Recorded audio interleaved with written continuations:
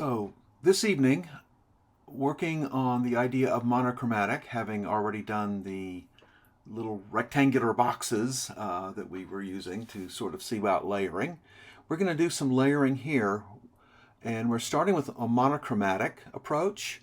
One color, working that one color to create lights and darks, just as we did with those green boxes. And here I'm moving towards a brown, sort of a neutral brown.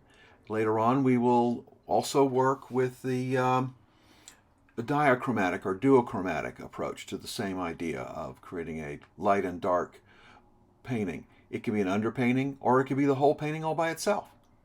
So let's just go ahead and get started with a little bit of color here.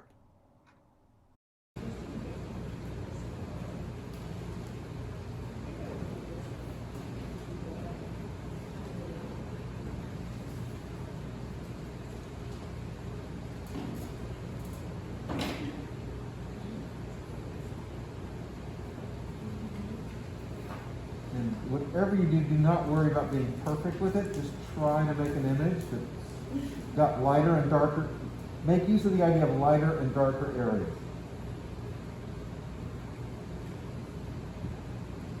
And I know that laugh meant, by the way.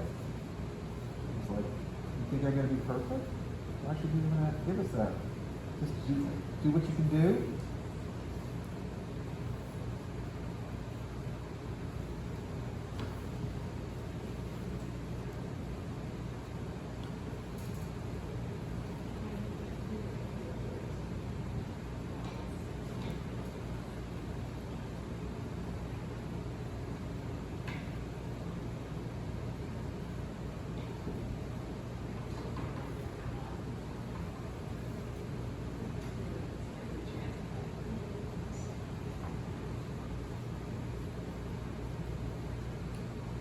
Is that a question? No? Just one of those things where you went like, oops? Okay. And yes, you can be, some of the things you can be doing, so you can use your brush to make shapes, lines, marks, and filling in areas too. That's a perfectly legit.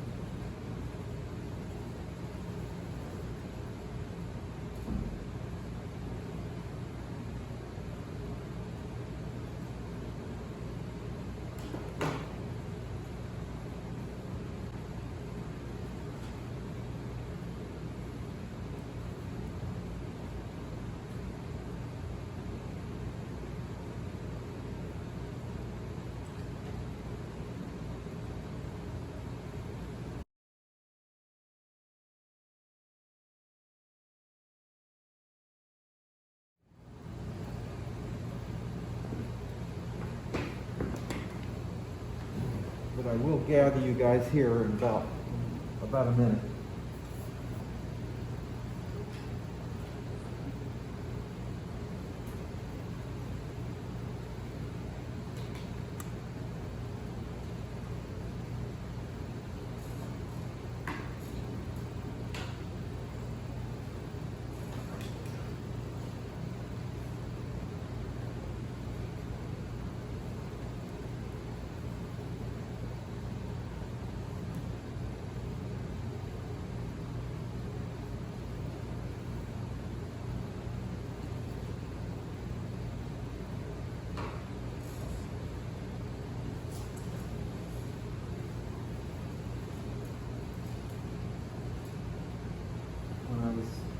got here early today, but I was running other errands, and I thought I should sit down and do one of these monochromatic ones, just to have a good one to show you guys.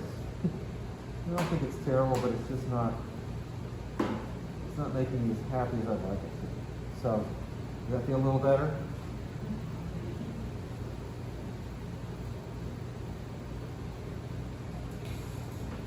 But I'm using a mix of painting on dry and then letting color blend, wet, a mix of drawing with my brush and then filling in areas as well.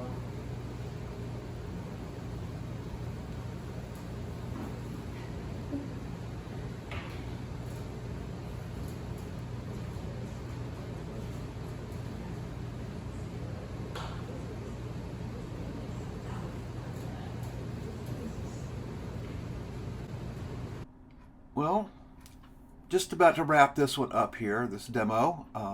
What I've been working on, of course, is a monochromatic, using a combination of red and green to create a nice brown color. I was using negative space and positive space, or you might say positive silhouettes, negative silhouettes, broken silhouettes, trying to get some, if not all, of the details that I have in the photograph I was working from, but to give a full set of value range using a monochromatic painting.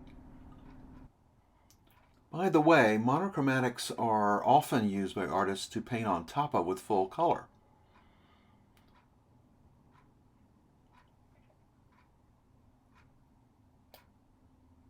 Another way to work, also as an underpainting, unlike the monochromatic, is to use a dichrome or duochromatic painting. And that's what I'm starting here, using orange and blue, as you can use them as warm and cool colors. Obviously you can make between the two of them lots of different kind of grays and neutral color. And like I said, you can work on top. That can be used below another painting, or it can be used as a full and finished painting all by itself.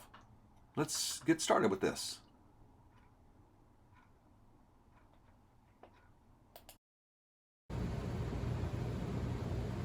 Some of the greenery. And maybe I look at the dark side of this and say, okay, that's a darker, cooler color.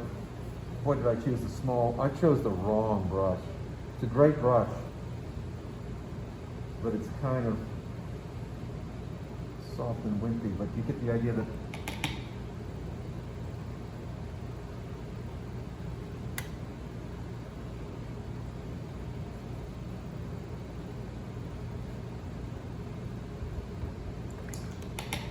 and the lighter side might be, or the warmer side.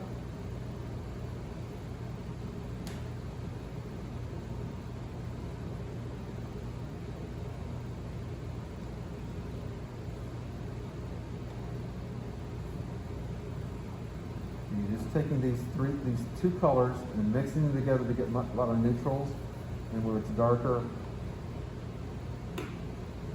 you can make any one of the three darker. Where it's a little more neutral, you can take it to a gray. Maybe that's one of the things you do with the shadow. Man, this brush is really soft. Not the kind of brush I start painting with. I start with my stiffer brushes. It's just the way I work. Anyway, you can get a richer color. You can get a little darker blue if you think you need a stronger dark someplace.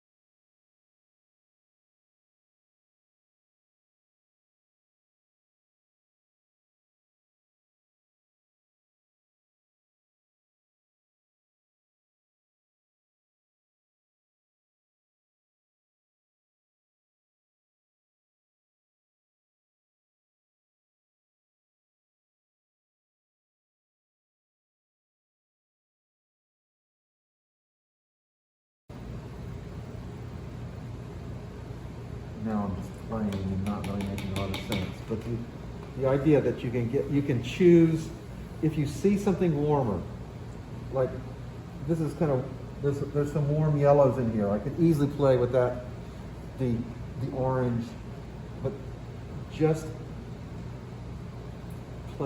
you're playing with gray, but you're getting a cool gray and a warm gray.